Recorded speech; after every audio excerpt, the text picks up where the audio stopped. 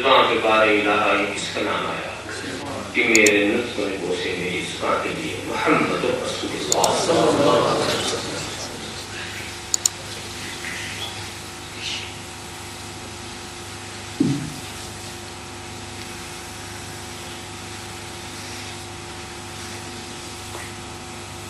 نام رکھنے کا دستور ہمیشہ سے رہا ہے اور ہمیشہ رہے گا.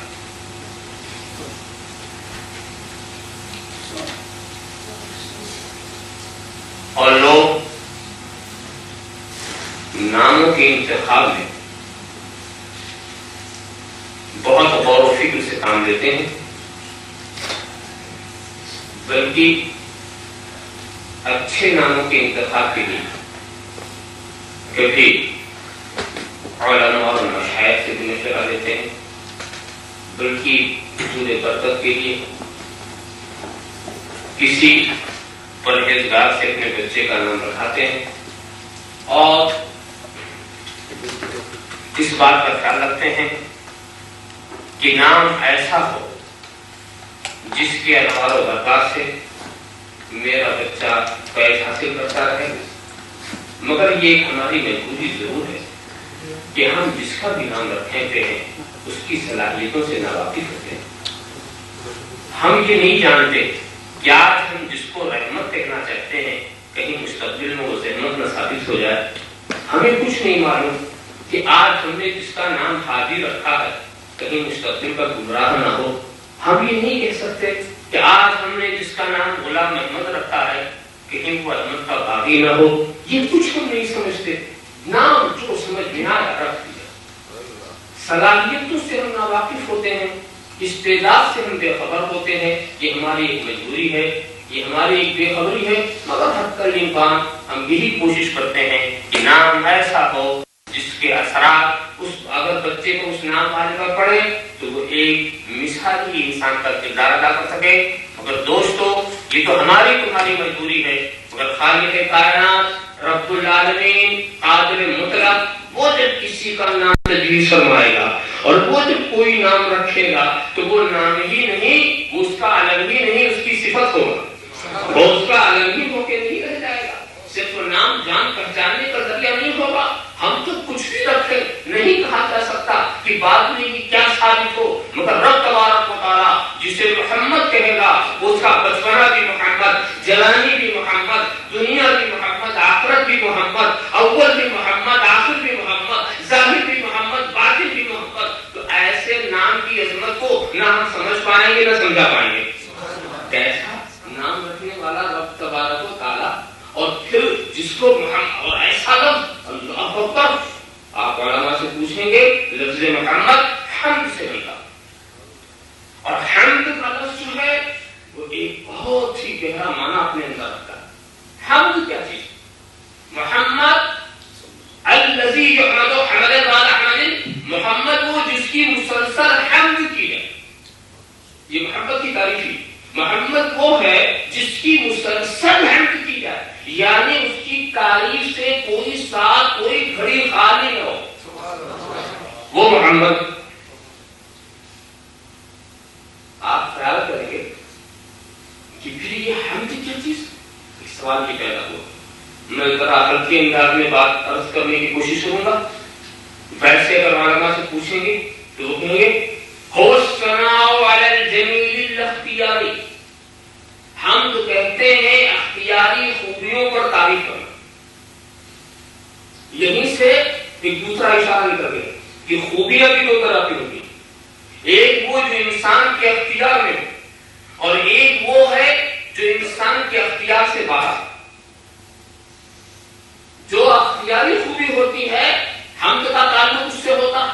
اب اختیار والی خوبی کون اور اختیار سے باہر ہونے والی خوبی کون؟ مثال کو تو بات شاید واضح ہو جائے. دیکھو جس خوبی کو آپ کو حاصل کرنے میں آپ کی کوشش اور آپ کے کسب کا کوئی دخل ہو تو اس کو اختیاری خوبی کہتے ہیں. جیسے علم جو ہے یہ اختیاری خوبی، چاہے آپ حاصل کریں چاہے نہ حاصل کریں. ہنر فن یہ اختیاری خوبی.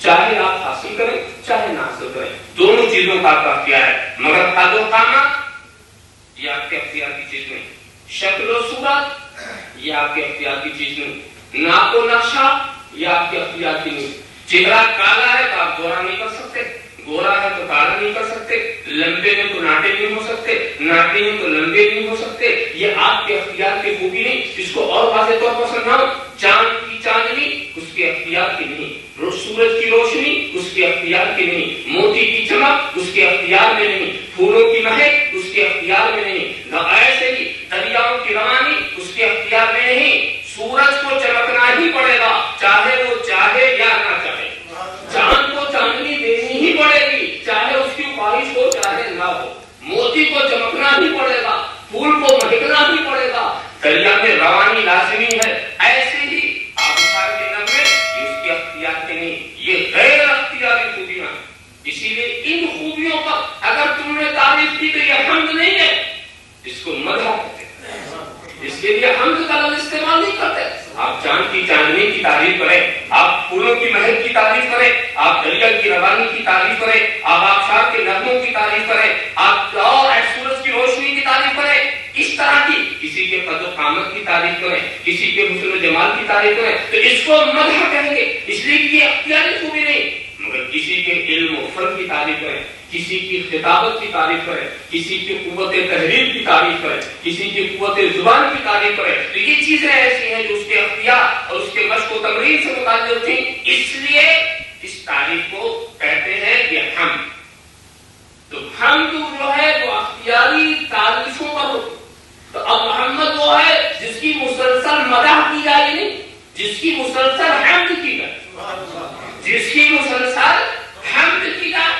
اور ظاہر ہے کہ حمد اسی کی جا سکتی جس کے پاس اختیاری خوبیاں ہو، اور جب مسلسل حمد کرنے کے لیے کم سے کم ایک خوبی کے مقابلے میں ایک حمد رکھو، ایک خوبی کے مقابلے میں ایک حمد رکھو تو بے شمار حمد کے لیے بے شمار خوبی کی ضرورت ہے، بے شمار خوبیاں جب ہوگی تو ہر خوبی کے مقابلے میں ایک ہم، ہر خوبی کے مقابلے میں ایک ہم، یعنی خوبیوں کا سلسلہ ٹوٹنے ہی نہ پائے جب حمد کا سلسلہ نہیں ٹوٹے گا، اور اگر خوبیاں کہیں جا کے ٹھہر گئی تو حمد بھی جا کر وہی ٹھہر جائے گی، اور خوبیوں کے ٹھہرنے کا کوئی سوال ہی نہیں ہوا تو میں تو جس محبوب کی بات کر رہا ہوں اس کی خوبیوں کے ٹھہرنے کا سوال ہی کیا ہے، جب قرآن کہتا ہے وَلَلْآخِرَةُ خَيْرٌ لَكَ مِنَ الْأُولَىٰ وَلَلْآخِرَةُ خَيْرٌ لَكَ مِنَ الْأُولَىٰ، اے محبوب آپ کی ہر آنے والی گھڑی پچھلی گھڑی سے بہتر ہوتی جاتی ہے، تو جب بہتر ہوتی جاتی ہے وہ پڑھنے والا بڑھتا ہی چلا جا رہا ہے، بڑھتا ہی چلا جا رہا، چڑھا تو چڑھتا ہی چلا گیا، چمکا تو چمکتا ہی چلا گیا، اٹھا تو اٹھتا ہی چلا گیا،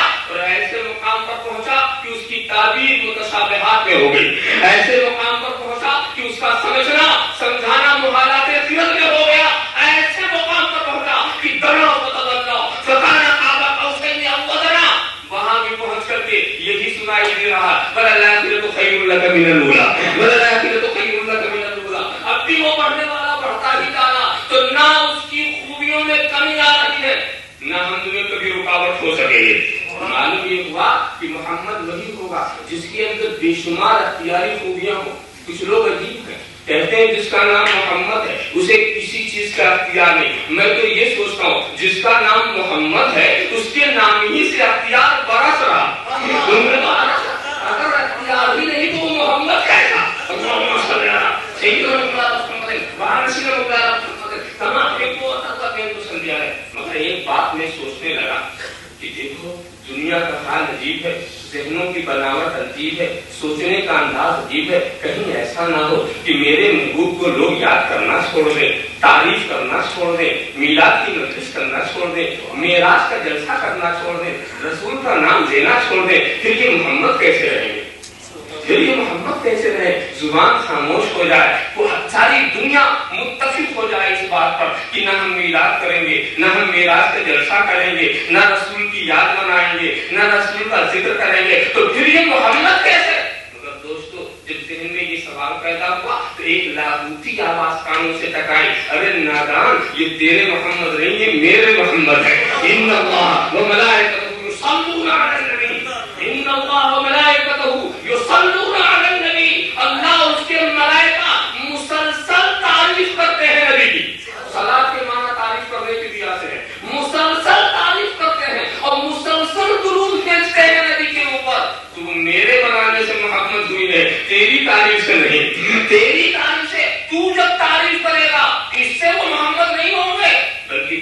تعریف کر کے خود تو قابل تعریف ہو جائے گا.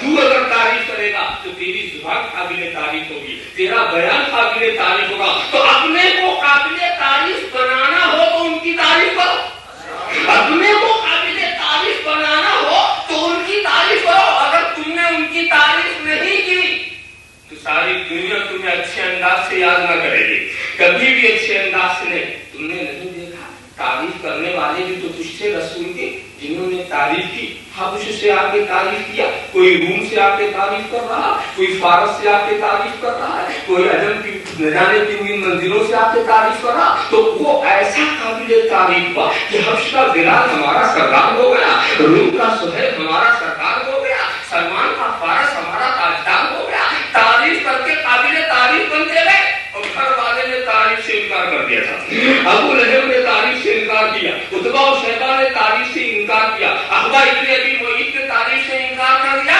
اور پھر ایک ایسی لعنت ہوئی, ابو الحکم نام کا ایک انسان عمرو بن ہشام جس کی کنیت ابو الحکم, اس نے جب نبی کی برائی کی دنیا نے اسے ابو الحکم ماننا چھوڑ دیا, ابو جہل کہنا شروع کر دیا کہ یہ حکمتوں کا باپ نہیں, یہ تو جہالت کا باپ ہے. اللہم صلی اللہ سیدنا مولانا محمد سیدنا مولانا محمد کما صرف و وطربہ دین تسلی علیہ. تو کتنا پیارا نام ہے. تو اس نام ہی سے اختیار کی بارش ہوتی. ایک بات بتاؤ, تو معلوم ہوا کہ رسول خدا نے تعریف فرمائی, خدا نے تعریف. ایک بات میں بتاؤں, خدا کی تعریف اور پھر خدا کی تعریف رسول نے کی.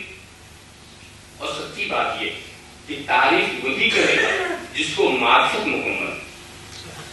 ہماری تعریف تو بہرحال ناقص ہوگی, ہم نے پہچانے ہی, بغیر پہچانے جب ہم تعریف کریں گے تو کیا کریں گے. تو صحیح تعریف تو اسی کی ہے جو پہچانتا. تو خیر خالق اپنے بندے کو خوب پہچانتا, اس نے بنایا, اس نے صلاحیتیں دی, اس نے خوبیاں دی. تو اس کی تعریف سے بڑھ کے تو کسی کی تعریف ہو ہی نہیں سکتی. اور اس خالق کی معرفت رسول عربی کو جو ہے وہ دنیا کی کسی بھی انسان کسی بھی مخلوق کو نہیں ہے. تو جب کسی مخلوق کو نہیں تو رسول عربی جو تعریف اللہ کی کرے وہ واقعی میں مکمل تعریف ہے. ان کی تعریف مکمل. تو یہ معرفت رکھنے والے, تو جو زیادہ معرفت رکھنے والا وہی تعریف کرنے والا. اب دیکھو پہلے رسول نے تعریف کیا خدا نے, سب سے پہلے رسول عربی کی تعریف خدا نے کی یا خدا کی تعریف رسول نے کی؟ آپ سوچیں گے. اور بڑا آسان جواب ہے. ایک ایسا وقت تھا کہ خدا کے سوا کچھ نہ تھا, کوئی ہے ہی نہیں جو تعریف کرے. اب رب تبارک و تعالیٰ ارشاد فرماتا محمد رسول اللہ. جب محمد رسول اللہ ارشاد فرمایا نور محمدی پیدا ہو گیا. نور محمدی نے کہا لا الہ الا اللہ, نہیں ہے کوئی معبود اللہ کے سوا. جلوہ وحدت میں فنا ہو گئے. جب نے کہا محمد رسول اللہ, پھر نور محمدی پیدا ہو گئے. نور محمدی نے عرض کیا لا الہ الا اللہ, جلوہ وحدت میں فنا ہو گیا. یہ سلسلہ جب تک رب تبارک و تعالیٰ نے کہا جاری رہا, اس لیے کہ وہاں کوئی مدت و زمانہ تھا ہی نہیں کہ میں بتاؤں کتنی مدت تک جاری رہا.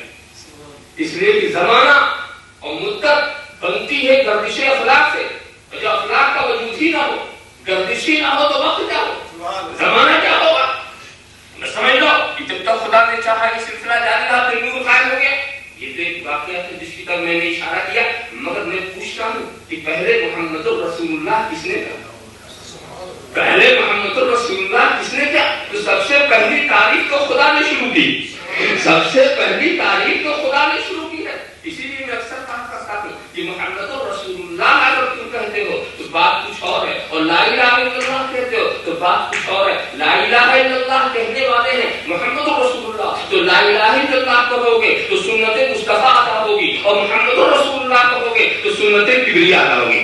محمد رسول اللہ کہو گے تو سنت کبریہ ادا ہوگی, اور لا الہ الا اللہ کہو گے تو سنت مصطفیٰ ادا ہوگی. تو سب سے پہلے محمد رسول اللہ صلی اللہ علیہ وسلم کہہ کر کے تعریف کرنے والا رب تبارک و تعالیٰ, اور پھر میرے حبیب نے تعریف کی. تو سچی بات یہ ہے کہ خدا کو مصطفیٰ جانے اور مصطفیٰ کو خدا جانے, صحیح بات تو یہی ہے. ہم تو صرف اپنے باتوں کو قابل تعریف بنانے کے لیے ان کی تعریف کر دیتے ہیں، ان کی پیاری پیاری باتوں کو یاد کرتے ہیں، مگر اب سنو وہ محمد ہماری تعریف نہیں ہوئے ہیں، وہ محمد ہوئے ہیں خدا کی تعریف سے۔ تو محمد جس کی بے شمار تعریف کی جائے تو کوئی ہوگا نا بے شمار تعریف کرنے والا؟ جب یہ محمد ہے تو محمد کون ہے؟ ذرا غور کرنا، جب یہ محمد ہے تو محمد کون ہے؟ محمد کہتے ہیں بے شمار تعریف کرنے والا، اور محمد کہتے ہیں جس کی بے شمار تعریف کی جائے۔ تو جب یہ محمد ہے تو محمد کون ہے؟ جب یہ وہ ہے جن کی بے شمار تعریف کی گئی تو خدا محمد ہے جو بے شمار تعریف کرنے والا ہے۔ خدا محمد ہے جو بے شمار تعریف کرنے والا ہے۔ اچھا سنا، اور جب یہ محمد ہے تو محمد کون ہے؟ جب یہ محمد ہے، میں لفظوں کی بات کر رہا ہوں، میں لفظوں کی بات کر رہا ہوں۔ محمد کے معنی بے شمار تعریف کرنے والا، اور محمد کے معنی جس کی بے شمار تعریف کی جائے۔ تو سنو، جب یہ محمد ہے تو خدا محمد ہے، اور جب یہ محمد ہے تو خدا محمد ہے۔ نعرہ تکبیر، نعرہ رسالت، اسلام شیخ المسلمین علامہ مدنی صاحب زندہ باد، حق اہل سنت و جماعت زندہ باد۔ رسول جب بے شمار تعریف کرنے والے ہو کر محمد و حامد ہوتے ہیں تو خدا محمد و محمود ہوتا ہے، اور جب خدا تعریف کرنے والا حامد و محمد ہوتا ہے تو میرا مصطفیٰ محمد و محمود ہوتا ہے۔ ذرا صاحب تو اصل میں ہم کیا تعریف کریں گے، اور ہم تعریف کبھی کہہ سکتے ہیں، بس اتنا سمجھ لو کہ جس کا نام محمد ہے اس کے نام ہی سے اختیار برستا ہے، تو ذات جس قدر بااختیار ہو۔ اس چیز کو اور بھی وضاحت سے ذرا روایات کی دنیا میں لے کے چلو۔ جب اختیار والوں کا ذکر ہوتا ہے تو حضرت داؤد کو کیسے فراموش کیا جا سکتا، جن کے اختیار کا عالم ہی کچھ نرالا تھا، عجیب العقول بات تھی، یہ ان کا اعجاز تھا۔ أَلَنَّ لَهُ الْحَدِيدُ، قرآن ارشاد فرماتا ہے میں نے داؤد کے لیے لوہے کو نرم کر دیا۔ حضرت داؤد کا یہ حال تھا کہ لوہا ہاتھ میں لیتے تھے تو لوہا پگھل جاتا تھا۔ کتنی سخت چیز ہوتی ہے لوہا، اور ہاتھ میں نبی کی ہے تو نبوت کی حرارت سے وہ پگھل جائے، کام نہ لا سکے۔ مگر اے دوستو، لوہا صحیح ہے، ہاتھ میں لے لو اور پگھل جائے، یہ اعجاز کی بات ہے، یہ نبی کا معجزہ۔ ہم ہاتھ میں لے کر کے لوہے کو تو نہیں پگھلا سکتے، مگر ہم اس کو آگ میں رکھ کر ضرور پگھلا سکتے ہیں۔ ہم لوہے کو بھی پگھلانا جانتے ہیں، اگر ہم آگ میں اسے رکھ دیں گے تو ضرور پگھل جائے گا۔ معلوم ہوا ہم نے وہ طاقت تو نہیں ہے جو اعجاز والی طاقت تھی حضرت داؤد کے اندر کہ ہاتھ میں لیتے تھے لوہا پگھل جاتا تھا، مگر ایک تدبیر خدا نے ہمیں بتا دی ہے کہ اگر ایسے کو پگھلانا ہے تو آگ میں رکھ کے پگھلا دینا۔ مگر دوستو، ہم نے اسی دنیا کے اندر ایک ایسے باقیات کو بھی دیکھا ہے جس نے اس چیز کو پگھلایا ہے جسے نہ تو ہاتھ میں لے کے پگھلا سکے، نہ انگارے میں ڈال کے پگھلا سکے، نہ کہیں پہنچا کے پگھلا سکے۔ لوہا کا پگھلنا سبھی جانتے ہیں، پتھر کا پگھلنا ہو تو یہاں ہو، پتھر کا پگھلنا اور چیز ہے، لوہا کا پگھل جانا اور چیز ہے۔ تم نے اس واقعے کو ضرور یاد کیا ہوگا، یاد کرو تھوڑی دیر کے لیے۔ غزوہ احد میں ہم آپ چلیں عالم خیال میں، یہ ایسا وقت آیا تھا کہ نبی کریم صلی اللہ علیہ وسلم نے اپنے کو ایک محفوظ جگہ میں پہنچانا چاہا تھا، ایسی جگہ میں جہاں تیروں کی زد نہ پہنچ سکے، جہاں دشمن کا تیر نہ پہنچ سکے۔ ایسے میں وہ انہوں نے پہاڑ کی آڑ لینی چاہی تھی، تو پہاڑ تو بڑا سخت ہوتا ہے، اگر اس میں گنجائش نہ ہو تو یوں ہی آگ تو پیدا نہیں ہو سکتی۔ مگر ہم نے یہ دیکھا سرکار اپنے سر مبارک کو پہاڑ کی طرف کرتے ہیں تو نتیجہ اللہ نے پہاڑ کو ایسا نرم کیا کہ سرکار سر اندر کرتے جا رہے ہیں اور سر اندر چلا جا رہا ہے، وہ نرم ہوتے ہی چلا جا رہا ہے، وہ نرم ہوتا چلا جا رہا ہے۔ ذرا سا دیکھو، ایک ہی جگہ دیکھو، اگر نبی کے لیے چھپنے ہی کی جگہ چاہیے تھی تو ایسی بات نہیں ہے کہ احد کے اتنے بڑے پہاڑ میں انہیں چھپنے کی کوئی جگہ نہیں مل رہی تھی، مگر اگر نبی اس طرح سے چھپ جاتے، حالانکہ ایک بشری تقاضا تھا، نبی نے کبھی بھی दुश्मनों का मुकाबला अपनी उस ताकत और तवानाई से नहीं किया जिस ताकत और तवानाई का कोई जवाब ही आलम के अंदर ना हो। हमेशा दुश्मनों को भी मौका दिया है और सब्र और तवक्कुल की मंजिल से गुजरने का भी दर्श दिया है। ऐसा भी हमने वक्त देखा है कि तालीमे उम्मत के लिए नबी ने अपने दंदाने मुबारक का शहीद होना भी कबूल कर लिया। ऐसा भी देखा गया है कि तालीमे उम्मत के लिए नबी कांटों से भी गुजर गए और मुस्कुराते हुए गुजर गए। वरना सोचो अगर नबी करीम के दंदाने मुबारक का शहीद होने का मंजर हमें याद ना होता तो गर्दन कटाने का जज्बा कहां से पैदा होता। तो नबी ने तालीमे उम्मत के लिए सब कुछ कहा, मगर देखो कितने बड़े बदकिस्मती की बात है, नबी ने खाया तालीमे उम्मत के लिए, नबी ने पिया तालीमे उम्मत के लिए, नबी चले फिरे तालीमे उम्मत के लिए, नबी उठे बैठे तालीमे उम्मत के लिए। उम्मत ने समझा हमारी तरह, उम्मत ने ये समझा कि हमारी तरह है। लिहाजा जरूरत थी कि जहां नबी तालीमे उम्मत का दर्श दे रहे हो वहां कुछ नबी की अख्तियारात को भी ऐसा जम कर दिया जाए कि दोनों को अलग रख दिया जा सकता।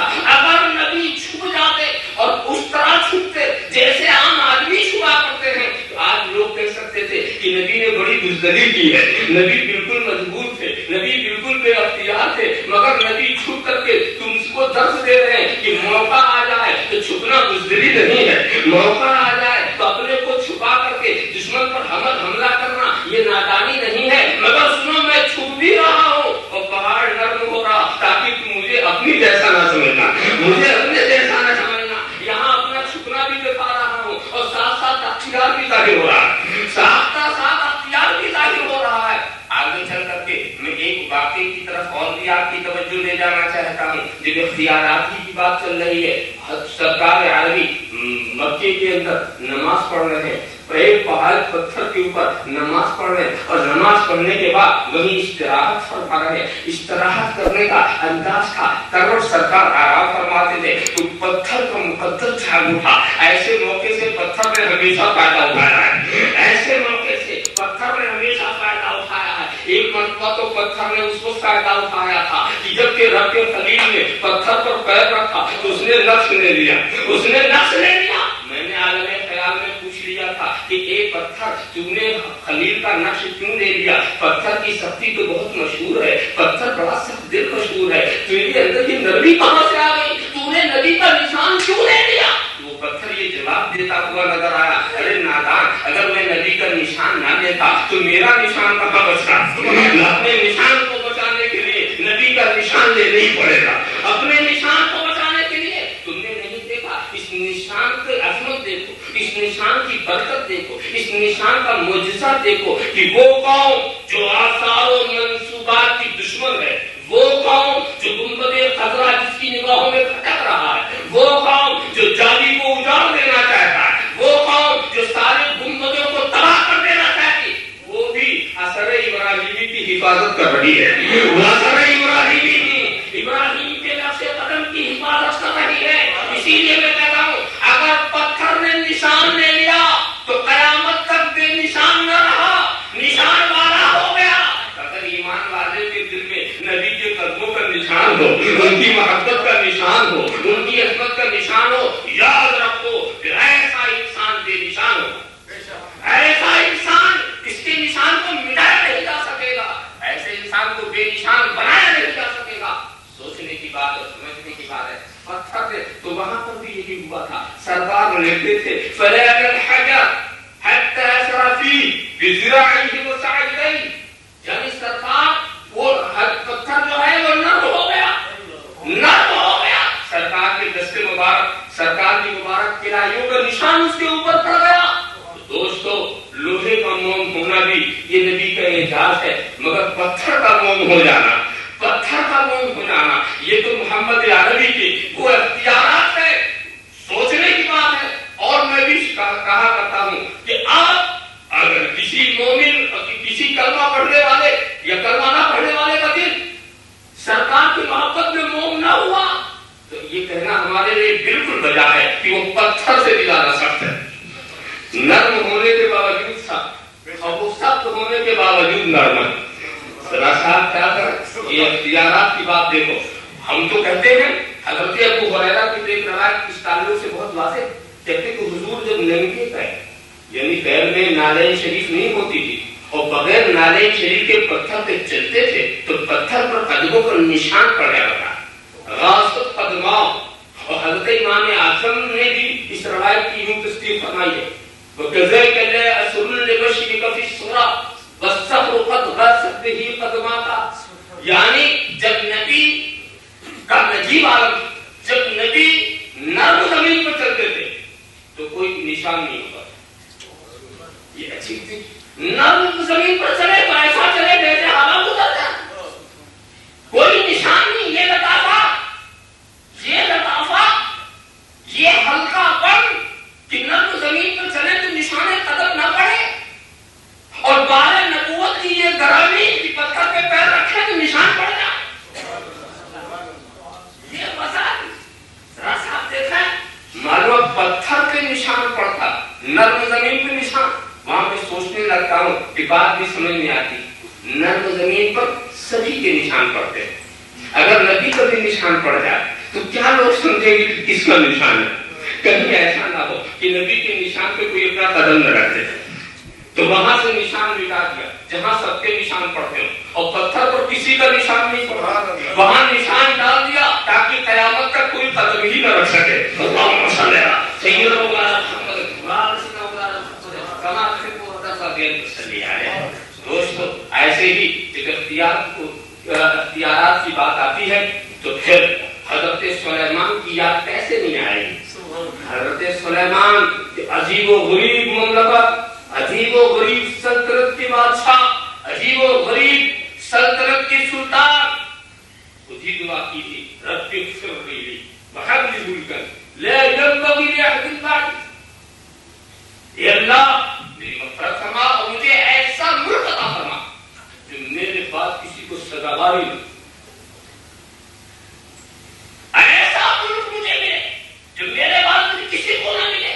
یہ حضرت سلیمان کی دعا ہوئی. میں سوچنے لگا کہ میرے بعد کا لفظ استعمال فرما، میرے بعد کسی کو نہ ملے، اور میں بعد میں آنے والے ایک مقدس ایسے انسان کو دیکھتا ہوں جن کی سلطنت و حکومت اس سے کہیں زیادہ بڑی ہوئی، اور وہ بعد ہی میں آئے، وہ بعد ہی میں آئے، اور ان کی سلطنت و حکومت کا دائرہ بات کے لفظ سے تو اس ترشح ہوتا کہ جو سلطنت، جو ابتدا حضرت سلیمان کو دیا گیا بعد میں کسی کو نہیں ملا،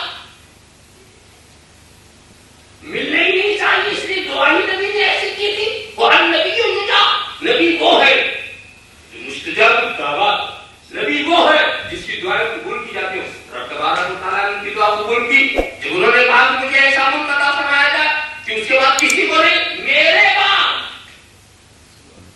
دوستو ویسے تو جواب علماء اپنے اپنے انداز کا دیں گے، اور ہو سکتا ہے کہ بات کی وضاحتوں میں کچھ اور بھی مسئلے کی وضاحت ہو جائے، مگر میں تو یہ کہتا ہوں کہ لفظ بعد کے اس پر غور کرو کہ میرے بعد والے کو یہ نہ ملے، مگر کوئی ان سے پہلے ہو تو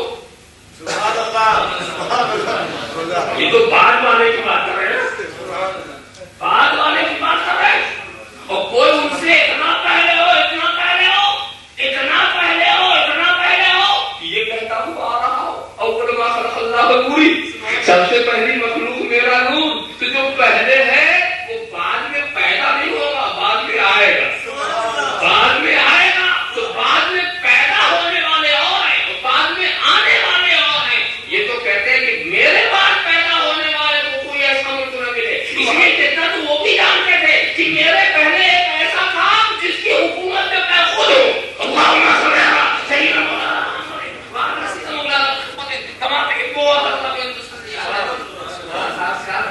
اور اس کی وضاحت آپ کریں تو پھر آپ سمجھ بھی نہیں، بہت ہی فرق ہے. تو اور سرکار کا معاملہ بھی کچھ عجیب و نرالا تھا، اور ان کی شان حکومت بھی عجیب تھی.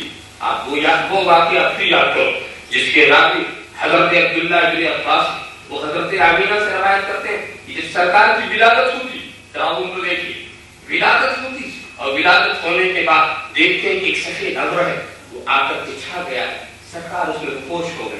اس کے بعد وہ آگے بڑھتا ہے تو سرکار کے ہاتھ میں سب ریشم کا ایک ٹکڑا ہے جو ہاتھوں میں سرکار لیے ہوئے ہیں اور ایک ودا کرنے والا عجیب انداز سے ودا کرتا ہے.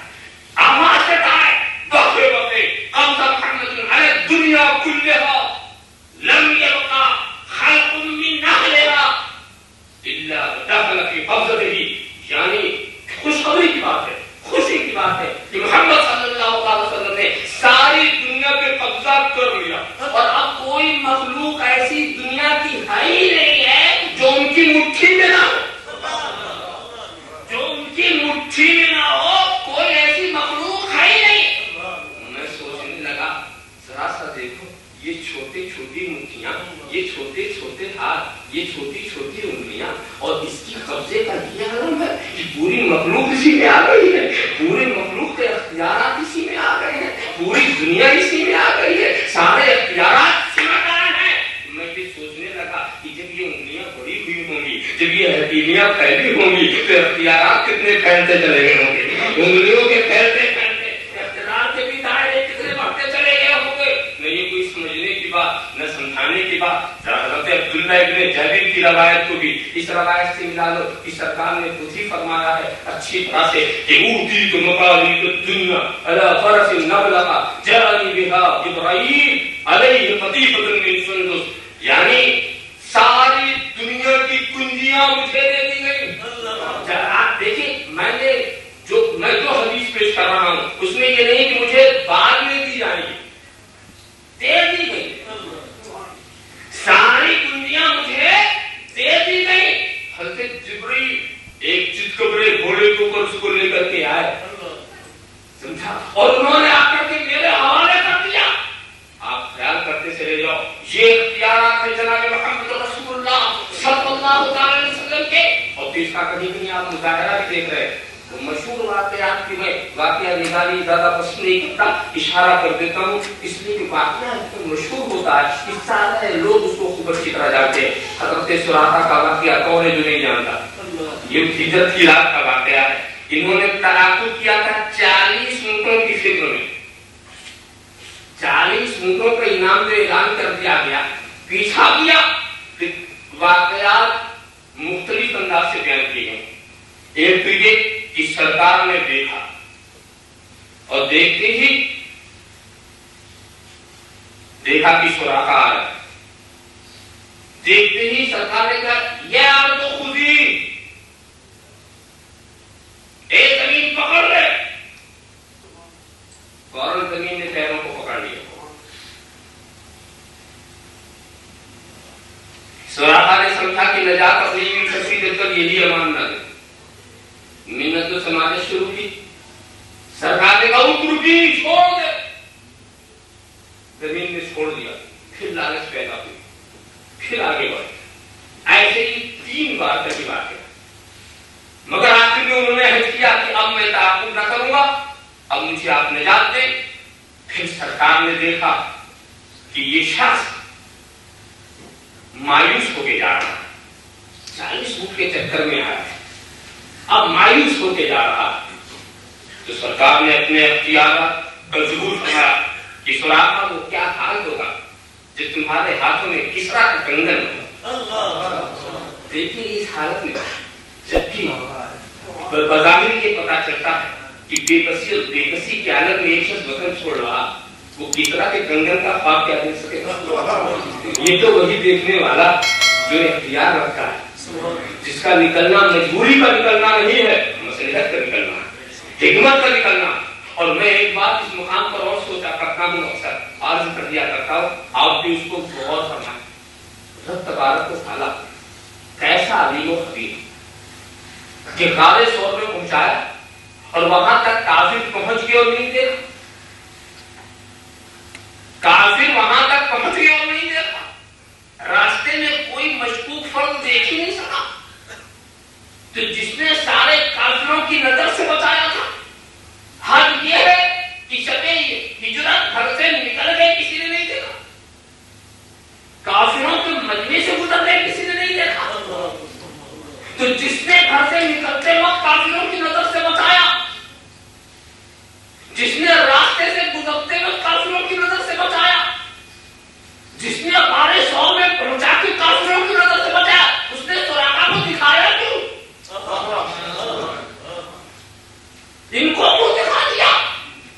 معلوم ہوا اس دکھانے میں بھی کوئی حکمت، اس دکھانے میں بھی کوئی مصلحت ہے۔ اس لیے ضرورت ہے کہ کوئی مکے والا جانے والے کو دیکھ کے پلٹے،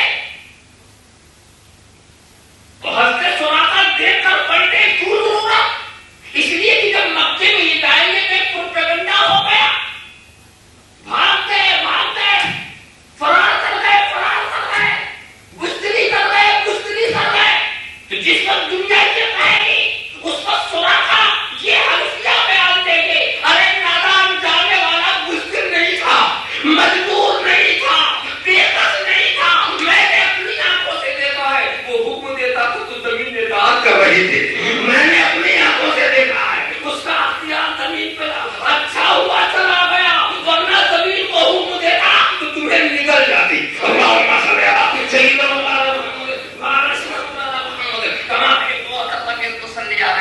اب جب وہ مختار تھا، جب اس کی محبت زمین پر چل رہی تھی، تو اس کا جانا خوشدلی کی وجہ سے نہیں ہوگا، مصلحت کی وجہ سے ہوگا، حکمت کی وجہ سے ہوگا، حکم الہی کی بنیادوں پر ہوگا، اس لیے وہ گیا تھا۔ تو جانے والا مختار تھا، مجبور نہیں تھا۔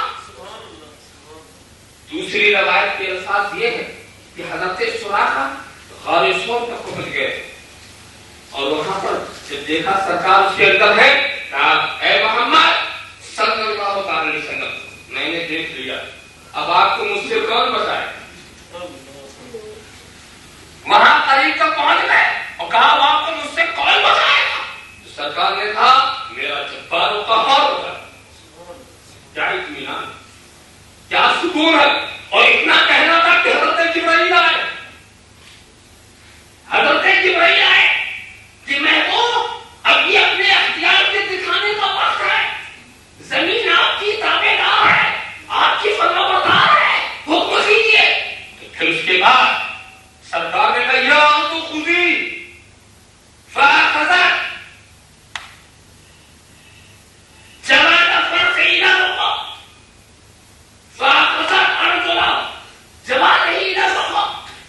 جب حضور نے فرمایا ہے زمین سے پکڑ لے، تو زمین نے گھٹنے تک پکڑ لیا۔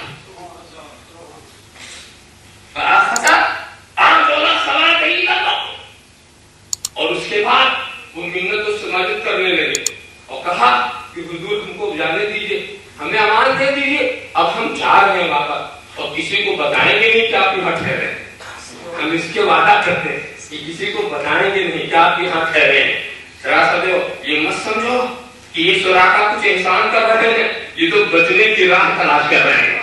نبی کی خیر خواہی کرو تو بچو گے، ذرا ورنہ بچنے کی کوئی شرط نہیں ہے، وہ اپنے بچنے کی صورت نکال رہے تھے، ورنہ نبی کہتے کہ سراقہ تم کیا خبر دو گے، یہی نغمے میں کو دبا کے رکھو، تم وہاں جب پہنچو گے ہی نہیں تو خبر چھاڑو گے، مجھے اس کی فکر نہیں۔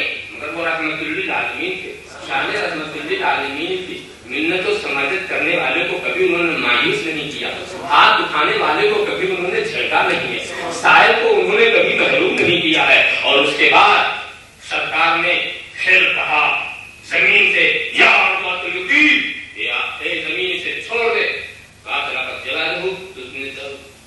گھوڑے کو چھوڑ دیا اور آپ پلٹ گئے، اور پلٹتے پلٹتے وہ بشارت بھی سنتے چلے گئے کہ سراقہ وہ کیا عالم تمہارا ہوگا جب تمہارے ہاتھ میں کسرا کی کنگن۔ آپ خیال فرما کہ اپنے اختیارات جناب محمد رسول اللہ صلی اللہ علیہ وسلم کس طرح ان کی باتیں فرما رہے ہیں۔ مسلم و بخاری دونوں کی یہ الفاظ کرتے وہ غیر آتے کہ اس چیزہ کے مفاد کی ہے خزائن اللہ فقودیا فی یدیہ، یعنی زمین کے خزانوں کی کنجیاں لا کے میرے ہاتھوں میں رکھ دی گئی، زمین کے خزانوں کی ساری کنجیاں۔ اس سلسلے میں کسی اہل علم کی یہ بات مجھے بہت پسند آئی کہ سرکار نے کہیں مقالید کا لفظ استعمال کیا اور کہیں مفاتیح کا لفظ، کہیں مقالید الدنیا اور کبھی مفاتیح خزائن اللہ زمین کے خزانوں کی کنجیاں دو لفظ استعمال کیے، مفاتیر اور مقالید۔ مفاتیر کے معنی بھی کنجی اور مقالید کے معنی بھی کنجی۔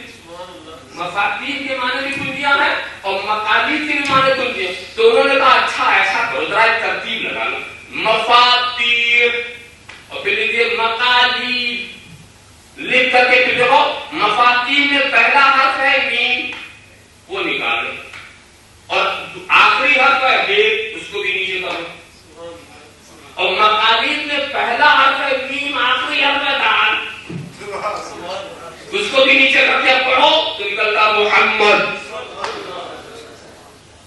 ذرا سا دیکھیں اہل علم پر بھی کیسے کیسے راز و اسرار منکشف ہو جاتے ہیں۔ معلوم ہو کہ دنیا سارے خزانوں کی مقالید و مفاتیح کے اگر مالک ہیں تو جناب محمد رسول اللہ صلی اللہ تعالی علیہ وسلم۔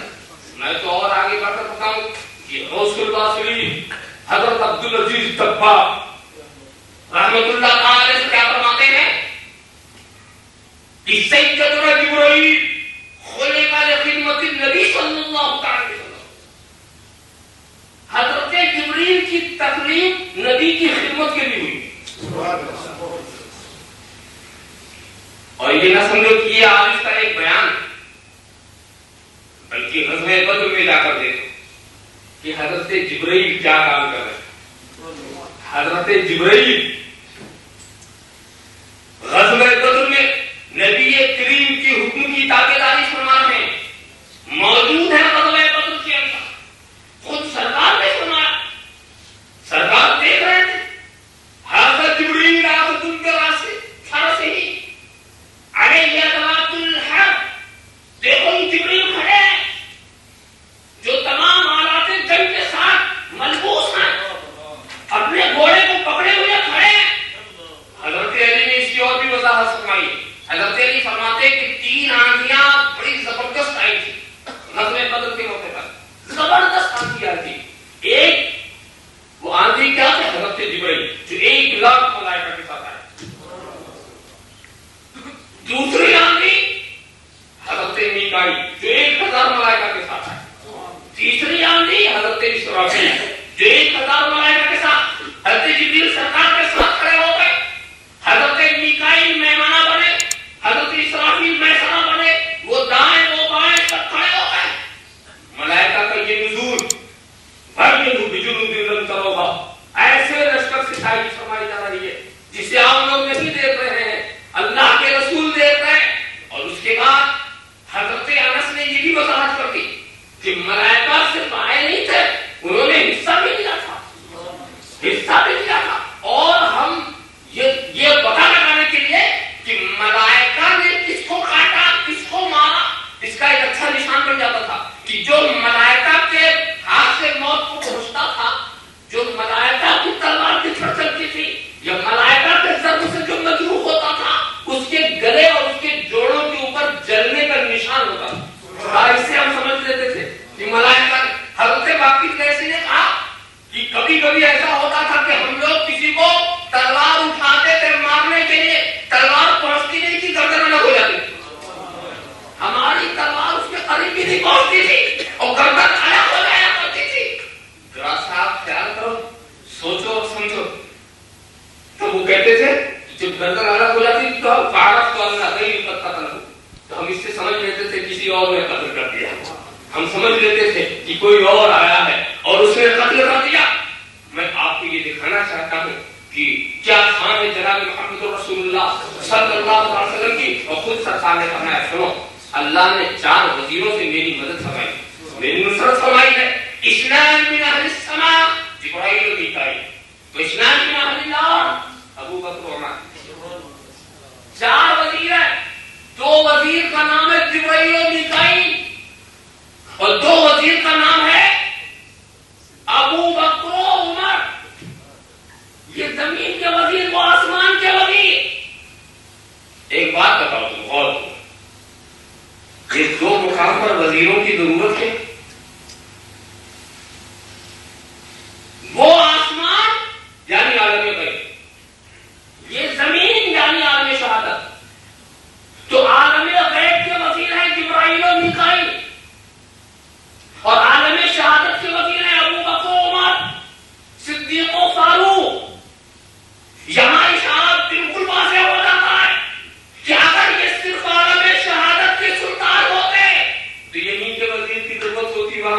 ضرورت نہ ہوتی، مگر یہ عالم غیب کے بھی بادشاہ اور یہ عالم شہادت کے بھی بادشاہ، تو وہاں کی وزارت جبرائیل اور میکائیل سنبھالے ہوئے ہیں اور یہاں کی وزارت صدیق و فاروق سنبھالے ہوئے ہیں۔ یہ عالم شہادت کے وزیر ہیں، وہ عالم غیب کے وزیر ہیں، جبھی تو اللہ کے رسول یہاں رہ کر کے عالم غیب پر نظر جمائے ہوئے ہیں، یہاں رہ کر کے تو عالم غیب معراج کی رات اگر وہ عالم غیب کی سیر کر رہے ہیں یا عالم غیب پر اپنی حکومت چلا رہے ہیں تو کوئی بات نہیں، وزیر ہوتا ہے کس کا؟ ایک بات بتاؤ، وزیر کس کام کے لیے ہوتا؟ وزیر کیا کرتا؟ وہی تو کرتا ہے جو بادشاہ حکم دے، بادشاہ کے قوانین کا نفاذ ہی تو کرتا ہے۔ تو جبرائیل و میکائیل جیسی مقدس معصوم مخلوق وہ عالم غیب کی وزیر ہے۔ ایک بات بتاؤ، وزیر جس کو آپ وزیر کہتے ہیں وہ کسی چودھری کا وزیر ہوتا ہے، کسی ذمہ دار کا وزیر ہوتا، کسی تعلق دار کا وزیر ہوتا؟ وزیر کا لفظ ہی ایسا ہے کسی بادشاہی کا ہوگا، کسی سلطانی کا ہوگا۔ تو اللہ کے رسول عالم غیب کے بھی رسول اور عالم شہادت کے بھی رسول، اس کو اگر سمجھنا ہو تو اس واقعے کو آپ غور کرو۔ جس وقت ایک شخص نے یہ کہا تھا کہ اے اللہ کے رسول ہم صرف آپ کی نبوت کی معرفت و پہچان کے لیے کچھ نشانی چاہتے ہیں۔ کیا چاہتے ہیں؟ کہا کہ میری بیٹی جو ہے وہ مر چکی ہے، اسے زندہ کر دیں۔ ایک بات دیکھیے، سوال کرنے والا بھی ایسی سوال، جو مر گیا اس کو زندہ کر دیں۔ تو سرکار نے مایوس نہیں کیا، کہا چلو مجھے اس کے قبر کے پاس، قبر کے پاس جب لے گئے تو سرکار نے نام لے کے بلایا۔ واقعہ نگارے مقصود ہے، صرف بتا دو اشارہ، نام لے کے بلایا۔ وہ لبیک وسعدیک یا رسول اللہ کیسے بھی نکل آنا تھا تو پوچھا کہ کیا تم یہی رہنا چاہتے ہو یا وہاں جانا چاہتے ہو؟ تو اس نے عرض کیا کہ میں نے اپنے رب کو بہت مہربان پایا، میں نہیں جانا چاہتی۔ ایک بات یاد رکھنا، یہ سوال نہیں کر سکتا جو یہاں بھی روک سکے وہاں بھی دے سکے، وہی تو کرے گا نا۔ ورنہ اگر وہ کہتے تھے مجھے یہی رہنا، ارے یہ تو میری اختیاری نہیں، تو پوچھے ہی کیوں؟ تو یہ وہی کہہ سکتا ہے جو یہاں بھی روک سکے وہاں بھی دے سکے۔ تو اب اس کے بعد مگر ایک بات میں سوچنے کی بات یہ، زندہ کرنے کا طریقہ ایک ہم نے اور بھی جانا کرتا نا، حضرت عیسیٰ نے بھی زندہ کیا، مگر جب زندہ کیا تھا تو ان کے لیے ضابطہ تھا، قوم بِإِذْنِ اللَّهِ، قوم بِإِذْنِ اللَّهِ، اللہ کے حکم سے کھڑے ہو۔ حضرت عیسیٰ نے کسی زندہ ہونے والے کو ایسے نہیں زندہ کیا کہ اس کا نام خالد تو اے خالد، اے شاکر، اے طارق، اے عبداللہ، اے عبدالرحمن، جیسے کوئی بلا رہا ہو، ایسے نہیں کہا۔ مردے کو جہاں زندہ کرنا ہوا تو اس کا نام لے کے نہیں پکارا، قوم بِإِذْنِ اللَّهِ، اللہ کے حکم سے کھڑا ہو جا۔ اور نبی جب زندہ کرے تو یہ نہیں کہہ رہا قوم بِإِذْنِ اللَّهِ، یہ نہیں کہہ رہا قوم بِإِذْنِ اللَّهِ، بلکہ نام لے کے بلا رہے، نام لے کے جو بلایا نبی نے تو وہ خود ہی زندہ ہو کے ہوا۔ بات کیا ہے؟ بات یہ ہے کہ جس کو اس نبی بلا رہے ہیں عالم برزخ میں، عالم غیب میں ہے۔ تو حضرت عیسیٰ نے جب بلایا تھا تو قم بِإِذْنِ اللَّهِ کی بات اس لیے کی گئی تھی کہ حضرت عیسیٰ عالم شہادت کے رسول تھے، عالم غیب کے رسول نہیں تھے، مگر میرا محبوب عالم غیب کا بھی رسول ہے اور عالم شہادت کا بھی رسول ہے۔ تو جس کو چاہے آواز دے اسے آنا پڑے گا۔ استجیبوا للہ وللرسول اذا دعاکم، نبی بلائے تو تمہیں آنا پڑے گا۔ عالم غیب والے کو بھی آنا ہے، عالم شہادت والے کو بھی آنا ہے۔ ان کا یہ ہے کہ نبی آواز دے تو پتھر کو بھی آنا ہے، درخت کو بھی آنا ہے، سورج کو بھی آنا ہے، چاند کو بھی آنا ہے، دریا کو بھی آنا ہے۔ جس کو حکم دے اسے نبی کی بارگاہ میں آنا ہی پڑے گا۔ درخت کا یہ عذر نہیں سنا جائے گا کہ نبی ہم تو چلنا نہیں جانتے، پتھر کا یہ عذر نہیں سنا جائے گا اے نبی ہم تو ہلنا نہیں جانتے، چاند کا یہ عذر نہیں سنا جائے گا کہ ہم ٹکڑے ہونا نہیں جانتے، سورج کا یہ عذر نہیں سنا جائے گا کہ ہم پیچھے پلٹنا نہیں جانتے۔ جب نبی نے بلایا ہے تو تجھے سب کچھ سیکھنا ہے۔ اللہم صلی علی سیدنا مولانا محمد وعلی سیدنا مولانا محمد کما تحب وترضى بهم صلی علیہ۔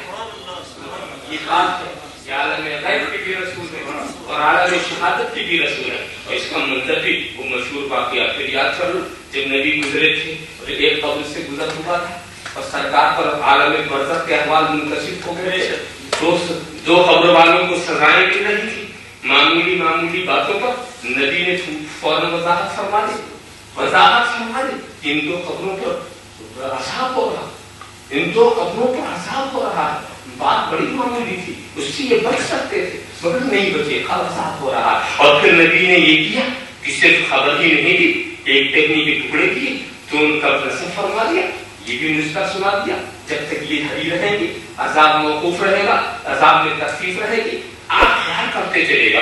صحابہ دیکھ رہے ہیں کہ اندر والے کی میرے نبی یہاں سے مدد فرما رہے ہیں، یہاں سے عذاب کی تخفیف کی صورت نکال رہے ہیں، تو اب صحابہ کو یہ یقین پختہ ہو جائے گا نا کہ جب یہ یہاں رہ کر وہاں والے کی مدد کر رہے ہیں تو وہاں رہ کر ہماری بھی مدد کریں گے۔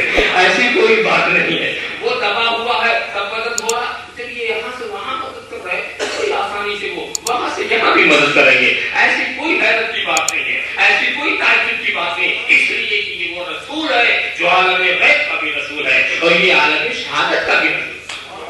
سوچنے کی بات اور سمجھنے کی بات ذرا سا دیکھو تو سرکار عربی صلی اللہ تعالی علیہ وسلم کی یہ شان، حضرت سلیمان کی ٹھیک ہے شان و بادشاہت سے کسے انکار ہے، مگر اس وقت کو تم سمجھتے ہو، ضرور سمجھتے ہوگے۔ ابھی جس کی طرف میں نے اشارہ کیا کہ وہ للعالمین نذیرا، سارے عالم کے لیے نذیر، قرآن کیا کہتا ہے کہ سارے عالم کے لیے نذیر، وما ارسلناک الا رحمۃ للعالمین، سارے عالم کے لیے رحمت۔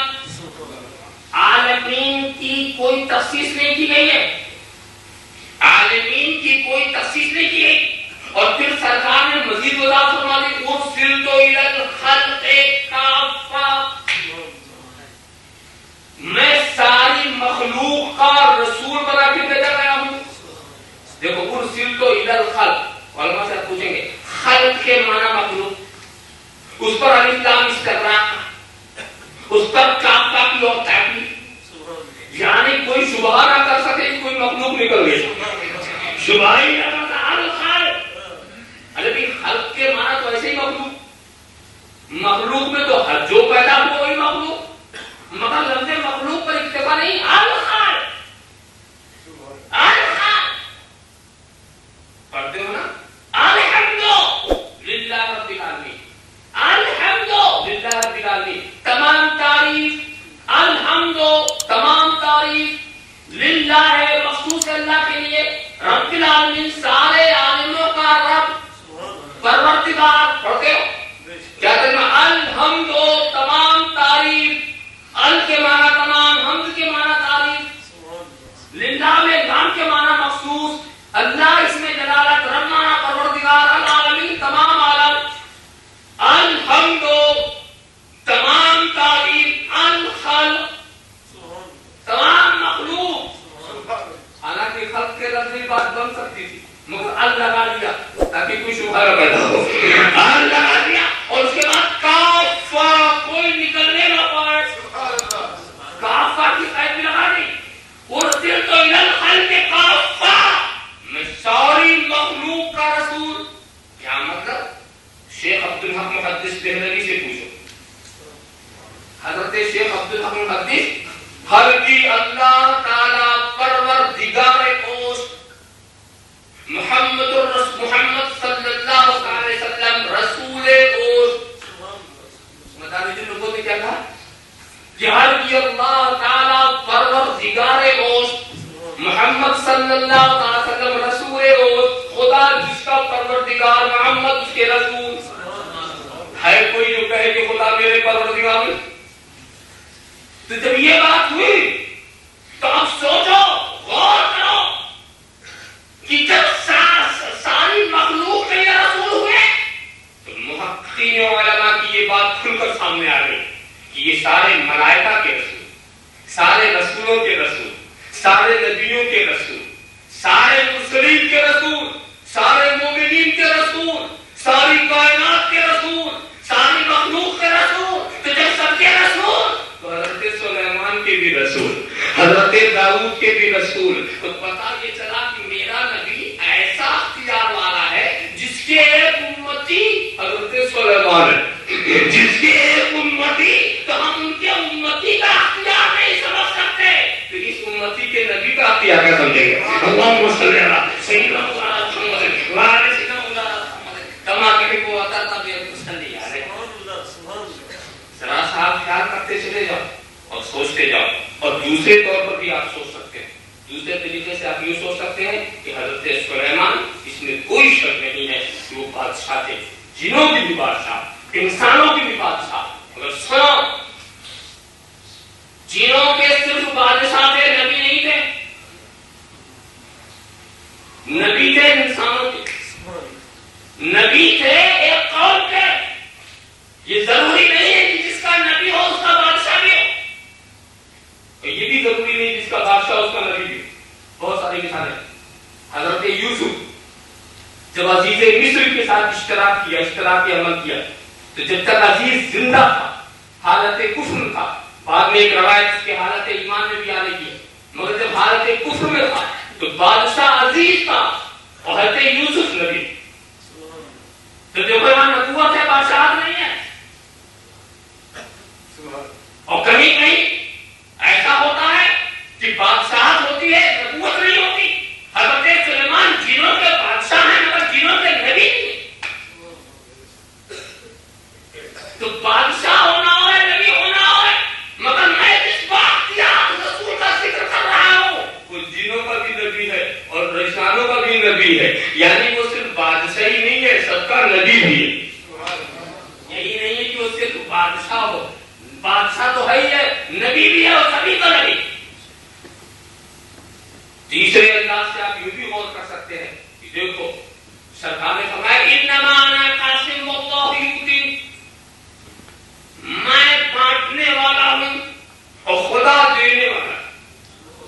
اس سوال میں پوچھا کرتا ہوں کہ خدا کیا دینے والا,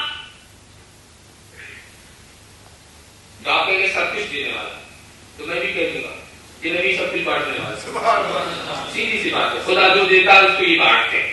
اور اسی چیز کو سمجھانے کے لیے نبی کریم نے پیاری بات کہی تھی, اول ما خلق اللہ النوری, سب سے پہلی مخلوق میرا نور. الخلق کلہم من نوری, ساری مخلوق میرے نور سے. انا من نور اللہ, میں اللہ کے نور سے, میں اللہ کے نور سے ہوں. یعنی میں خدا کے نور سے فیض لے رہا ہوں, ساری مخلوق مجھ سے فیض لے رہی ہے. جس کو جو مل رہا ہے وہ جناب محمد رسول اللہ صلی اللہ علیہ وسلم کا فیضان کرم ہے, ان کی رحمت کی چھینٹیں ہیں. وَكُلُّهُم مِّن رَّسُولِ اللَّهِ مُلْتَمِسٌ غَرْقًا مِّنَ الْبَحْرِ وَرَشْقًا مِّنَ الدَّيَمِ. تمام رسول, تمام نبی اللہ کے رسول سے التماس کرتے ہیں, ملتقی ہیں, ملتمس ہیں کہ اللہ کے رسول اپنے ابرے کرم کا کچھ چھینٹا ہی دے دیجیے, اپنے جود و صحا کے دریا کا کچھ کھوٹ بھی دے دیجیے. ذرا سا آپ خیال کرو, کل عین رسول کلام تیرا انما اتصلت من نورہ بہی, یعنی رسولوں نے جو معجزات و کمالات دکھائے ہیں یہ سب کچھ نور مصطفیٰ کا فیض ہے. تو آپ خیال کرتے چلے جائیں تو نبی کریم وہ ہیں جو ایسا دینے والے ہیں, ایسا دینے والے ہیں کہ دیا حضرت سلیمان کو ایک بے نظیر بادشاہ بنا. نور مصطفیٰ کا فیض ایسا ہے کہ حضرت سلیمان جیسا بادشاہ, یہ ان کی عطا کا نتیجہ ہے. تو آپ خیال کرتے چلے جاؤ اور سوچتے چلے جاؤ کہ تمہیں اس حقیقت کا اعتراف کرنا پڑے گا کہ اللہ اکبر کیسے رسالت والے ہیں. وہ حضرت سلیمان کے بے شک ایک وقت کے بادشاہ, ایک وقت کے نبی, ایک وقت ایک ماحول کے نبی, ایک قوم کے نبی, مگر یہ آنے والا اول و آخر کا نبی, یہ آنے والا ساری مخلوق کا نبی. اس کا ڈنکا بجے گا تو بجتا ہی رہے گا. پہلے والوں نے بھی بجایا, آج والے بھی بجاتے رہیں گے, پرچار کرتے رہیں گے اور سرکار کا نام لیتے رہیں گے. جلسوں جلوس کی رونق بڑھتی رہے گی, گنبد خضرا کے انوار بڑھتے رہیں گے, وہاں کی نعمتیں لٹتی رہیں گی. اور اپنی سعادت کی بات ہے دوستو, کوئی نہ فائدہ اٹھا سکے تو اس میں دینے والے کا قصور نہیں ہے. انصاف سے بتاؤ, دریا کے کنارے رہ کر کوئی پیاسا مر جائے تو اس میں دریا کا قصور کیا ہے؟ دسترخوان پر بیٹھ کر کے کوئی بھوکا مر جائے تو اس میں دسترخوان کا قصور کیا ہے؟ ہاتھ میں دوا کی شیشی لے کر کوئی بے علاج مر جائے تو ان میں ان دواؤں کا قصور کیا ہے؟ سوچو، سورج نکل رہا ہے پھر بھی تم اس سے نور نہ لے سکو، چاند ہو پھر بھی چاندنی میں تم نہا نہ سکو، تو اس میں نہ چاند کا قصور ہے نہ سورج کا قصور ہے۔ ذرا سا غور کرو، گنبد خضرا کی تجلیاں، گنبد خضرا کے انوار برس رہے ہوں اور تمہیں کچھ نہ مل سکا، تم کچھ نہ لے سکو، اس میں ان کا کوئی قصور نہیں ہے۔ لینے والے تو بہت کچھ لے چکے، لیتے ہی رہیں گے، انوار بڑھتے ہی رہیں گے، سورج چمکتا ہی رہے گا،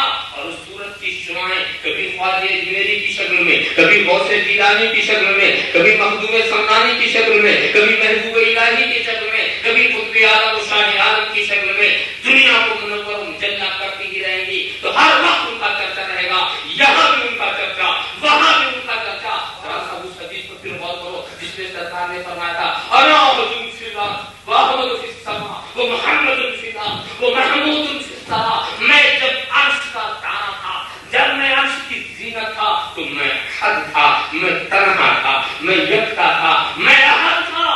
آسمان پر آیا تو احمد ہوا، زمین پر آیا تو محمد ہوا، اب جب جاؤں گا تو محمود بنوں گا، اب جب میں جاؤں گا میدان قیامت میں مجھے محمود کہا جائے گا۔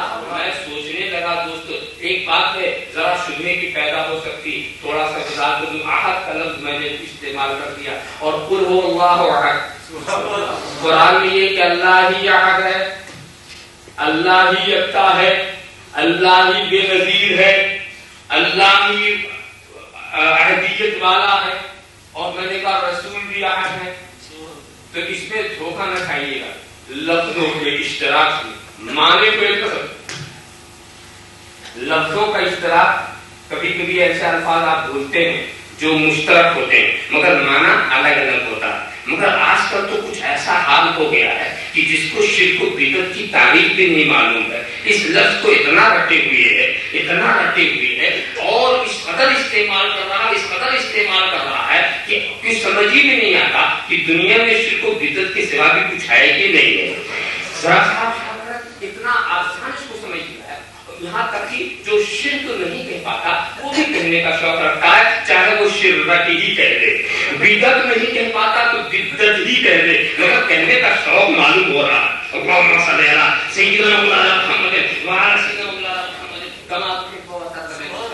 یعنی خدا قرآن نے تو خدا کو احد کہا، انہوں نے مصطفیٰ کو احد کہہ دیا، مشرک ہو گئے۔ خدا نے تو قرآن کو احد کیا، انہوں نے مصطفیٰ کو احد کہہ دیا، مشرک ہو گئے۔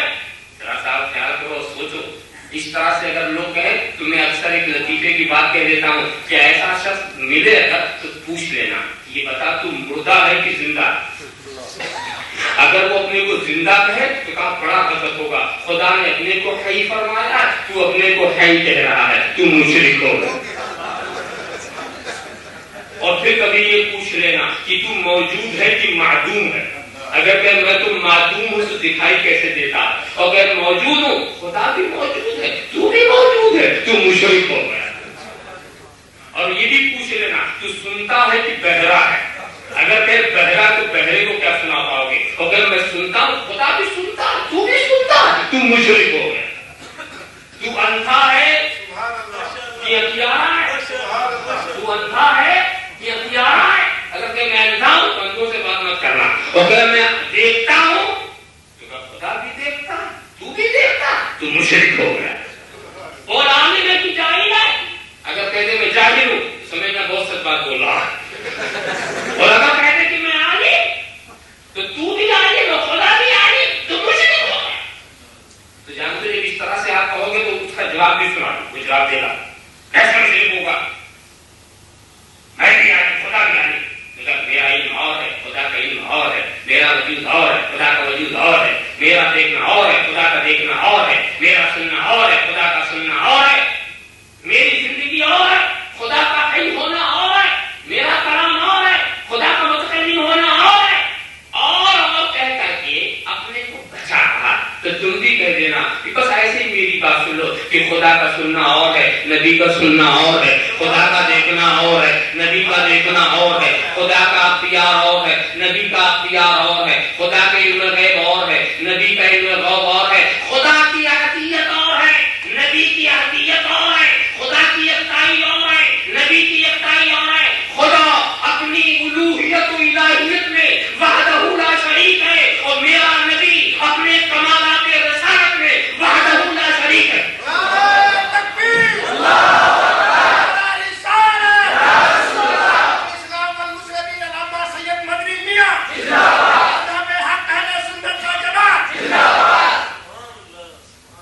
بھائی جب اور کہہ کے تو بچتا ہے تو اور کہہ کے میں کیوں نہیں بچتا؟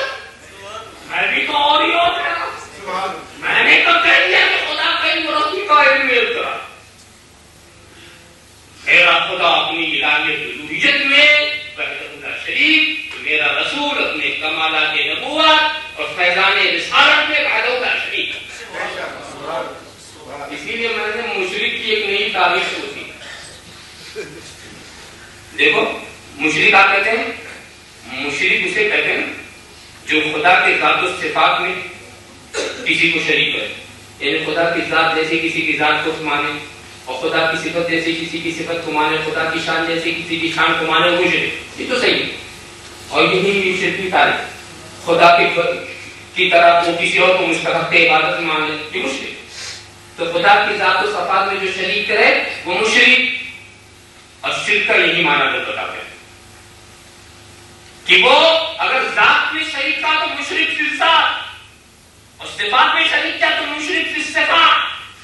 وہ نا مشرک. مگر میں کہتا ہوں یار شرک کی ایک قسم اور ہے کہ نبی کی ذات و صفات میں جو کسی کو شریک کرے وہ بھی مشرک ہے. وہ کہا اس کو کافر نہیں کہتے، مگر میں کہتا ہوں وہ بھی مشرک ہے. وہ بھی مشرک ہے. جس طرح خدا کی ذات و صفات میں غیر خدا کو شریک کرنا شرک ہے، ایسے ہی نبی کی ذات و صفات میں غیر نبی کو شریک کرنا شرک ہے. دونوں مشرک ہے. اور میں دلیل کے ساتھ بات عرض کر رہا ہوں. تو نبی نے جو کہا، اچھا نبی نے تو بڑی پیاری بات کہی، انا احد فی اللہ. میں جب عرش پر تھا تو احد تھا، اور خدا کہیں پر رہنے سے پاک. نبی نے تو وضاحت کر دی تھی، یعنی جب میں عرش پر تھا تو یکتا تھا، وہ منفرد تھا. اور آسمان پر آیا تو احمد، احمد کے معنی بے شمار تعریف کرنے والا. بھئی آسمان والے جو ہیں ان کا کام صرف تعریف ہی کرنا. یہ فرشتے رات و دن تعریف میں لگے ہوئے، خدا کی تعریف اور حمد و ثنا میں لگے ہوئے. تو آسمان والے صرف تعریف کر رہے ہیں.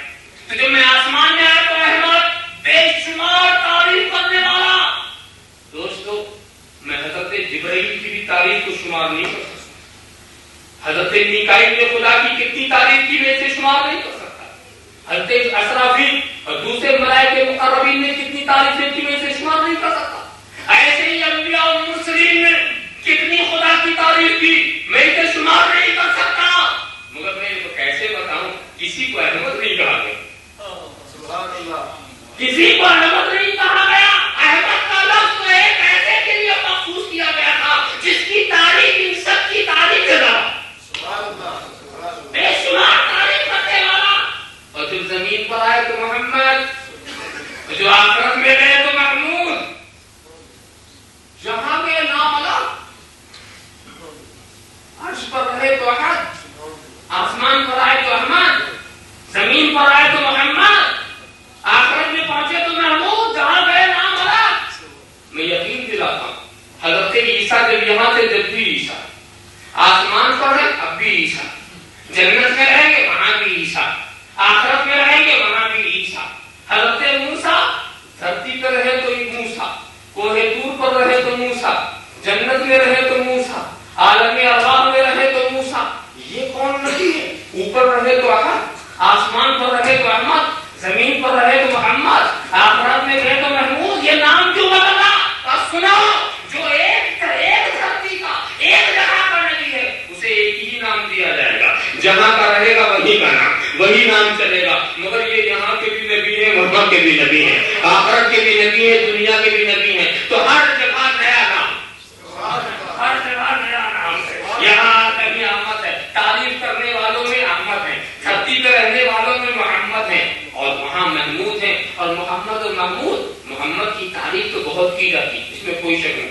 محمد وہ جس کی بے شمار تعریف کی جائے. مگر سنو محمد کی ایک شان ہم نے یہ بھی دیکھی ہے کہ کچھ لوگ تعریف کرتے ہیں تو کچھ گالی بھی دیتے ہیں, کچھ لوگ درود پڑھتے ہیں تو کچھ پتھر بھی برساتے ہیں, کچھ لوگ سرکار کی نیاز مندی میں گردن کٹاتے ہیں تو کچھ لوگ کانٹے بھی بچھاتے ہیں. تو محمد وہ ہے جس کی تعریف بھی ہو تو اور برائی کرنے والے بھی ہوں. محمد وہ ہے جس پر درود پڑھے جائے تو پتھر بھی برسائے جائے. محمد وہ ہے جس کے اوپر جس کے قدموں پر گردن کٹائی جائے تو کانٹے بھی بچھائے جائے. محمد وہ ہے. مگر محمود وہ ہے جس کی کوئی برائی کر ہی نہ سکے, کوئی برائی نہ کر سکے. وہاں کانٹا بچھانے والا کوئی نہ ہو, وہاں پتھر برسانے والا کوئی نہ ہو. تو محمود کہاں ہوں گے؟ میدان قیامت میں ہوں گے. اور کس کے محمود ہوں گے؟ سارے اہل محشر کے محمود ہوں گے. کتنے لطف کی بات ہوگی. ہم لوگ تو تعریف کرنے کے عادی ہی ہے, یہاں بھی تعریف کرتے ہیں, گھر میں بھی تعریف کرتے ہیں, میدان میں بھی تعریف کرتے ہیں. انتہا یہ ہے کہ خدا کی عبادت میں بھی تعریف کرتے ہیں, ہر جگہ اپنے پیارے نبی کی تعریف کرتے ہیں. تو تعریف کرنے کی تو ہماری عادت ہے. انشاءاللہ قبر میں بھی تعریف کریں گے, حشر میں بھی تعریف کریں گے. مگر وہ بڑے مزے کی بات ہے کہ یہاں کے برا کرنے والے جو وہاں تعریف کریں گے تو ہم بھی دیکھیں گے.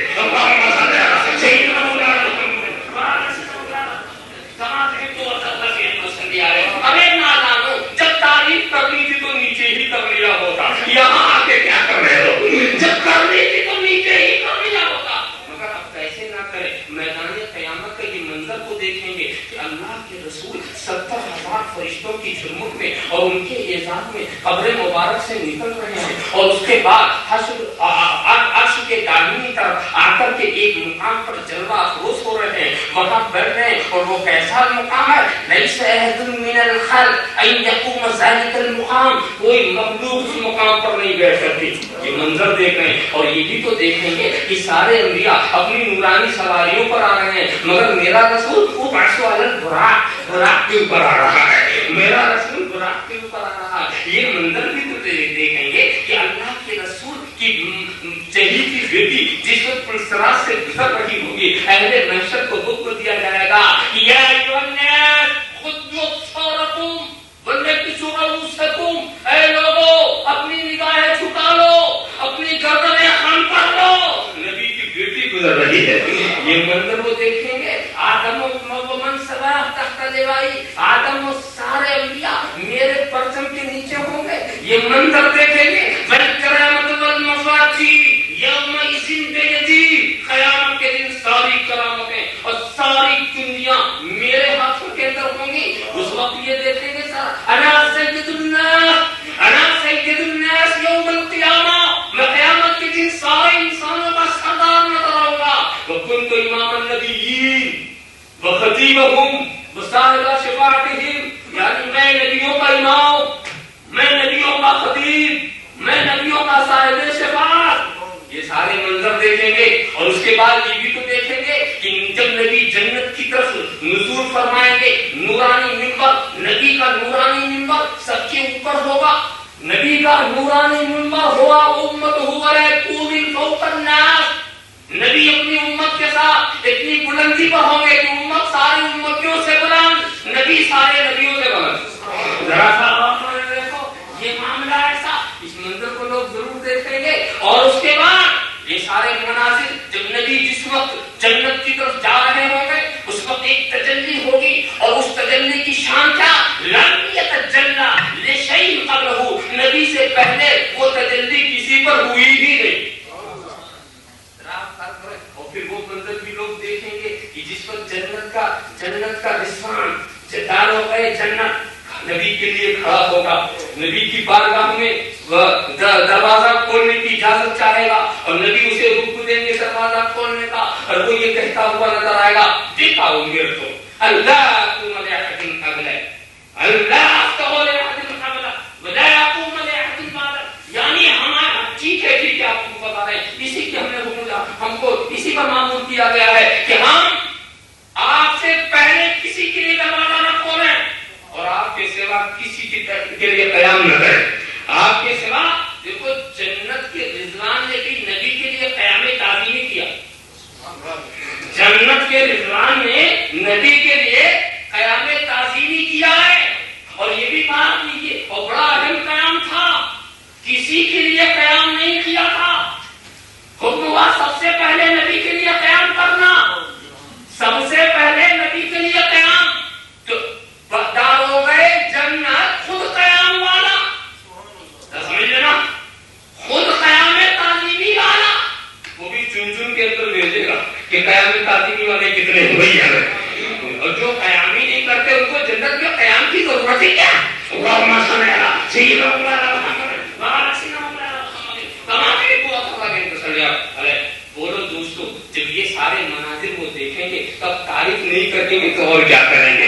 اور انتہا کی بات میں ایک بات بتاؤں، جب محشر میں سب لوگ پہنچ جائیں گے اور حساب و کتاب میں بڑی تاخیر ہوگی، سب پریشان ہو جائیں گے، گھبرا جائیں گے، تو لوگ سوچیں گے چلو کسی کو سفارشی بنائیں، چلو کسی کے پاس،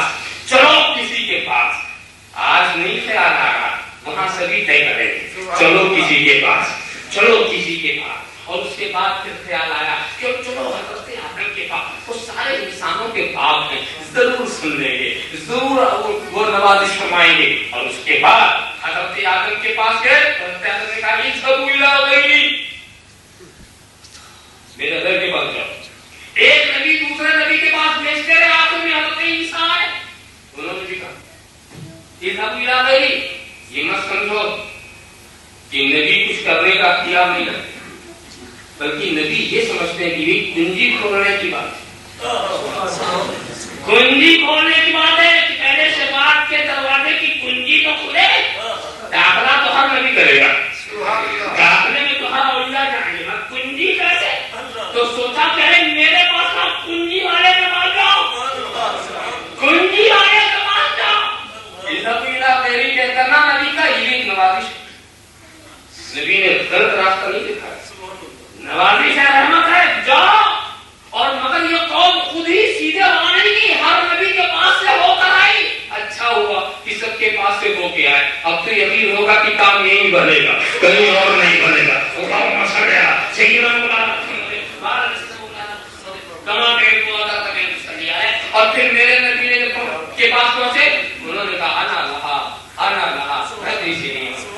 صاحبکم، ہاں میں تمہارا ساتھی ہوں، میں تمہارا ساتھ دینے والا ہوں۔ جب یہ سارے مناظر دیکھے جائیں گے، بولو اپنی تعریف کریں گے تو کب کریں گے؟ اور بہت اچھا، اسی لیے میں اکثر کہا کرتا ہوں کہ بڑی زوردار وہ کانفرنس ہوگی، قیامت کی کانفرنس بڑی زوردار ہوگی، اتنی زوردار، اب اس کے بعد کوئی کانفرنس ہونے والی نہیں، اور اتنا بڑا اجتماع تو کبھی نہیں ہوگا، اتنا بڑا اجتماع کبھی نہیں ہوگا، یہ خدائی اہتمام سے اجتماع ہو رہا، ساری دنیا کے لوگ وہاں ہوں گے، مومنین ہوں گے، کافرین ہوں گے، موحدین ہوں گے، مشرکین ہوں گے، انبیاء و مرسلین ہوں گے، شہداء ہوں گے، صالحین ہوں گے، متقین ہوں گے، گنہگار ہوں گے، اولین ہوں گے، آخرین ہوں گے، سبھی ہوں گے، ایک ہی اتنی بڑا جمع اور مجمع تو کبھی نہیں ہوگا، سب ہوں گے، جنتی ہوں گے، جہنمی ہوں گے، درود پڑھنے والے ہوں گے، پتھر برسانے والے ہوں گے، گردن کٹانے والے ہوں گے، کانٹا بچھانے والے ہوں گے، سبھی ہوں گے۔ لوگ کہتے ہیں، میں نے پوچھا کس لیے ہوں گے، تو لوگ کہتے ہیں حساب کتاب کے لیے ہوں گے، حساب کتاب کے لیے ہوں گے۔ سوچیے، حساب کتاب کی کوئی ضرورت ہے؟ خدا عالم الغیب و شہادت، وہ کسی عمل کو نہیں جانتا، کیا ضرورت ہے حساب کتاب کی؟ کیا ضرورت ہے؟ خدا عالم الغیب و شہادت، وہ علیم و خبیر، جسے چاہے جنت میں پہنچا دے، جسے چاہے جہنم میں ڈال دے، قادر مطلب جنت میں پہنچا دیا تو اس کا فضل ہو گیا، جہنم میں ڈال دیا تو اس کا عدل ہو گیا۔ کون ہے اعتراض کرنے والا؟ ہے کوئی اعتراض کرنے والا؟ جہنم میں اگر کسی کو ڈال دے گا تو کیا وہاں سونا جائے گا؟ جہنم کو جہنم میں ڈال دے تو جا کر وہاں اسٹرائک کرے گا، کالے جھنڈے دکھائیں گے، کالے جھنڈے لگائیں گے، انقلاب زندہ باد، حساب نہیں ہے جہنم میں ڈال دیا، انقلاب زندہ باد، حساب نہیں ہے جہنم میں ڈال دیا، کیا سونا چاہیے؟ دم مارنے کی گنجائش نہیں ہوگی، ہے بھائی کوئی دم مارے، گنجائش کی ضرورت کیا ہے؟ دوستو جتنا بھی تم غور کرو گے اس کے سوا کوئی نتیجہ نہیں نکلے گا۔ صحیح میزان کی باقی ضرورت ہے، پلسرات کی باقی ضرورت ہے، قیامت کے مرحلوں کی ضرورت نہیں. خدا عالم الغیب والشہادہ علیم و خبیر جسے چاہے جنت میں ڈال دے، جسے چاہے جہنم میں پہنچا دے، کسی میں دم مارنے کی گنجائش نہیں ہے. مگر نہیں، خدا کی مصلحت اس کی حکمت پر قربان کا ہے محبوب. اگر قیامت نہ ہوئی تو یہ تو ہو جائے گا کہ جنتی جنت میں پہنچ جائے، جہنمی جہنم میں پہنچ جائے. مگر تمہارے ہاتھ میں لوائے حمد کون دیکھے گا؟ تمہارے سر پر شفاعت کی پگڑی کون دیکھے گا؟ تمہارے پرچم کے نیچے انبیاء کے گروہ کو کون دیکھے گا؟ تمہیں میزان کے پاس سہارا دیتا ہوا کون دیکھے گا؟ تمہیں پرسرات کے پاس بازو تھامتا ہوا کون دیکھے گا؟ تمہیں جہنم سے اپنے گنہگار امتیوں کو نکالتا ہوا کون دیکھے گا؟ اے محبوب، قیامت ہو جائے گی تو جنتی، اگر نہیں ہوئی تو ان مقامات کو کون دیکھے گا؟ تو اس لیے میں قیامت نہیں کر رہا ہوں کہ حساب و کتاب اس کا بنیادی مقصد ہے. بنیادی مقصد تو میں تمہاری محبوبیت کو دکھانا چاہتا ہوں، میں تمہاری محبوبیت کو دکھانا چاہتا ہوں. اور وہاں پر ایک راہو کی آواز گونجے گی، اور رضیتا یا محمد، اور رضیتا یا محمد، اے محمد کیا تو راضی ہو گیا؟ کیا تو راضی ہو گیا؟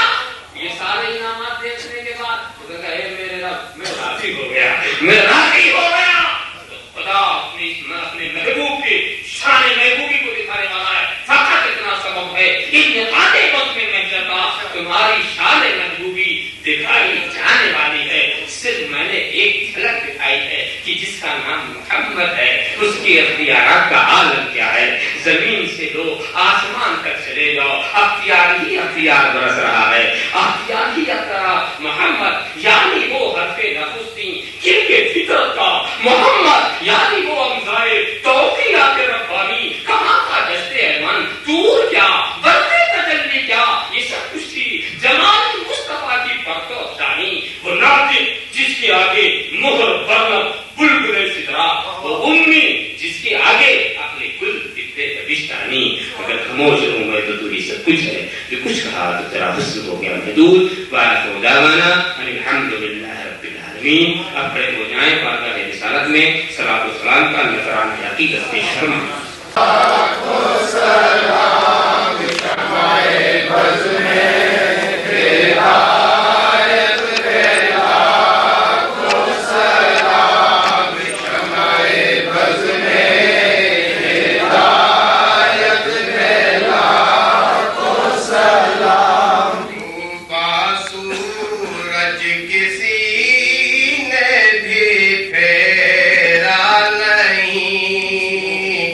کوئی مثلے